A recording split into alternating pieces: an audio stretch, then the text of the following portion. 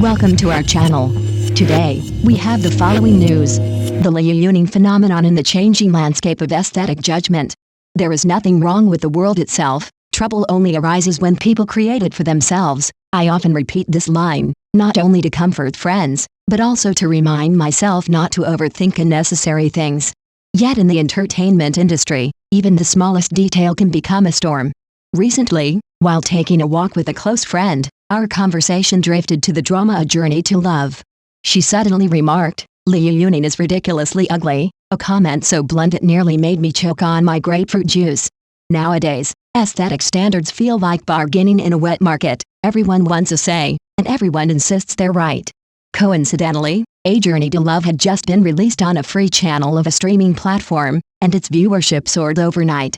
Among my group of drama enthusiasts, the excitement was comparable to grabbing discounted groceries at dawn. As expected, the comment sections and bullet screens exploded. The lead actor, Liu Yuning, quickly became the focal point of criticism. Internet satirists and short video bloggers went into overdrive, dissecting everything from his face shape to his eyebrows and overall presence. The phrase handsome man in historical dramas was endlessly debated: sharp features, sword-like brows, bright eyes, ethereal elegance. Some viewers seemed to expect him to undergo a complete makeover before qualifying for a period drama. To be honest, when I first saw Liu Yuning on screen, I was momentarily taken aback. He certainly didn't resemble the conventional male leads we're accustomed to in costume dramas. But to brand him as unbearably ugly felt excessive.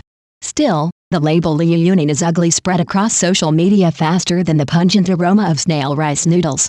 Online platforms function like bustling markets. Once someone shouts a slogan loudly enough, others echo it without stopping to question its validity. At that stage, public opinion was overwhelmingly one-sided. Appearance became the sole criterion, as if any actor who didn't fit the pretty boy mold deserved ridicule.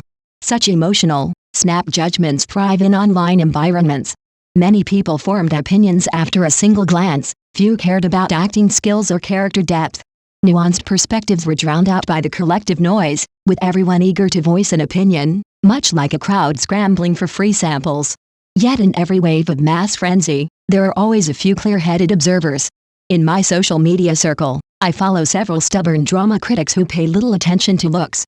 Their focus was simple: did Liu Yuning convincingly embody his character? They argued that his portrayal of ordinary, rough-edged, and even vulnerable moments felt natural and rare. One comment stood out to me: he may not be professionally trained, but at least he isn't pretentious. That, I believe, is the mindset audiences should adopt when watching a drama. Another aspect worth highlighting is that Liu Yuning used his own voice rather than relying on dubbing. For this alone, he deserves recognition. His slight northeastern accent adds warmth and authenticity, making his dialogue feel alive.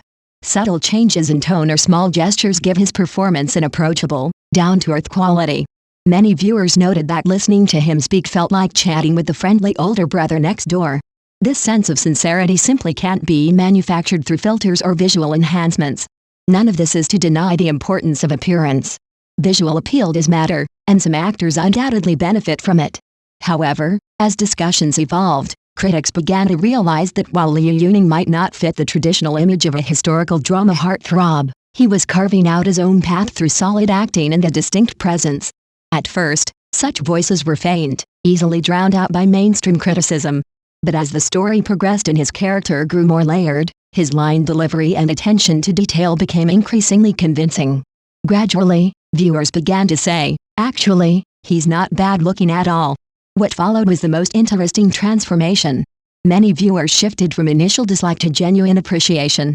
Those who once focused solely on appearance began revising their judgments, admitting, "The more I watch, the more appealing he becomes, or his acting is surprisingly good." This shift reflects a classic case of cognitive reassessment. When given time, people slow down and evaluate substance over surface.